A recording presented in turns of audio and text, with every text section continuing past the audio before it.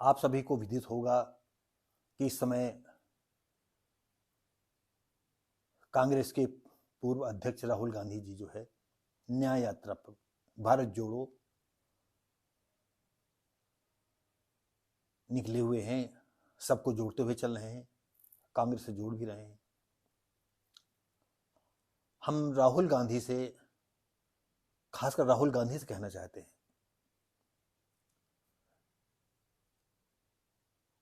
अगर आप ये चाहते हो कि भारत देश में पुनः कांग्रेस किसी न किसी रूप में स्थापित हो,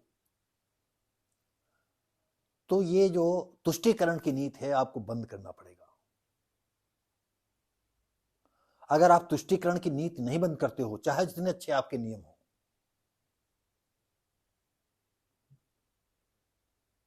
तो ये देश आपको संभव है नकारता चला जाएगा।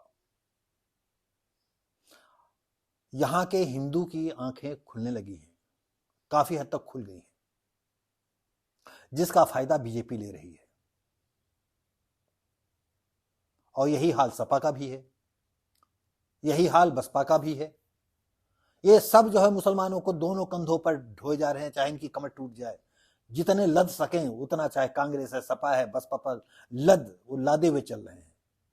सिर्फ तुष्टीकरण की नीति, इनको कुर्सी चाहिए, सिर्फ कुर्सी चाहिए। क्या बीजेपी के कार्यकर्ता, मोदी जी हैं, हमारे अमित शाह हैं और सभी लोग हैं, इनको कुर्सी नहीं चाहिए?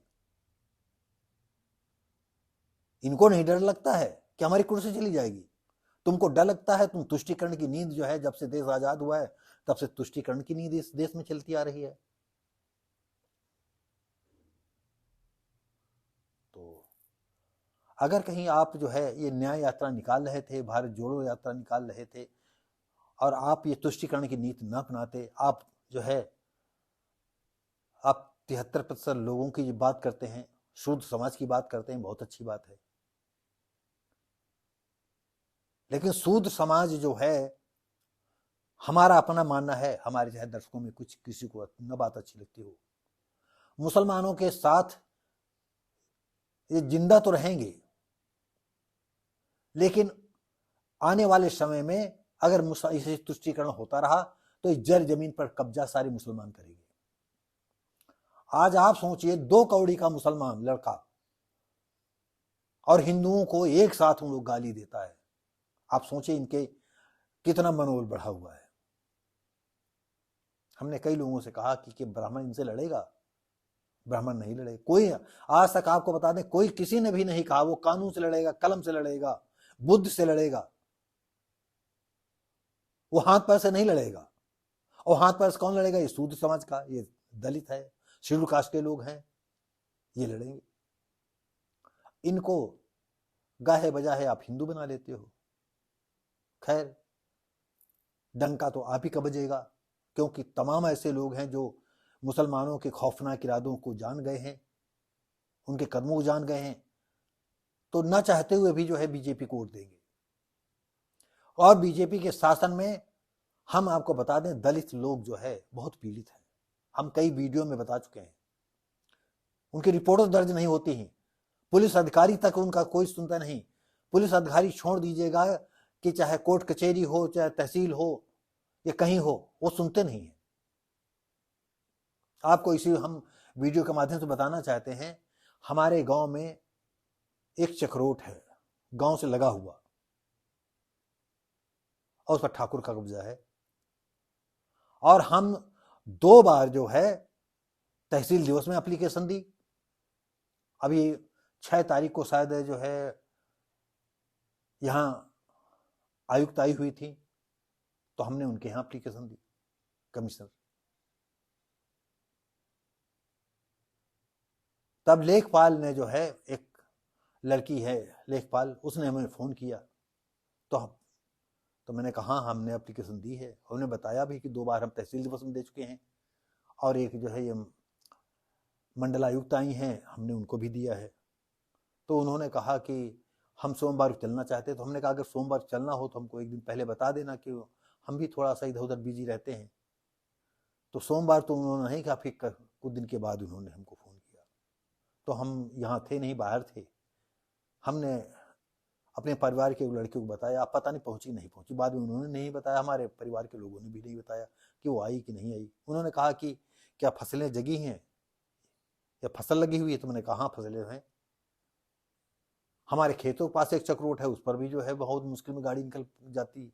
और पहले हमने कुछ सागौन पेड़ लगाया, कुछ मछली तालाब खुलवाया, तो नहीं तो पहले तो बिल्कुल जो है वहां गलियारे बंद कर दिए थे।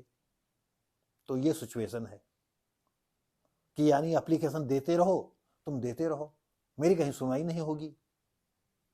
तो राहुल गांधी से अगर कोई हमारा ये वीडियो देखते और देखते देखते जो है अगर उन तक ही हमारी बात पहुंचती है, तो अगर तुम संतुष्टि कोई देश की पार्टी है इस समय, केरला वगैरह जाने दीजिएगा,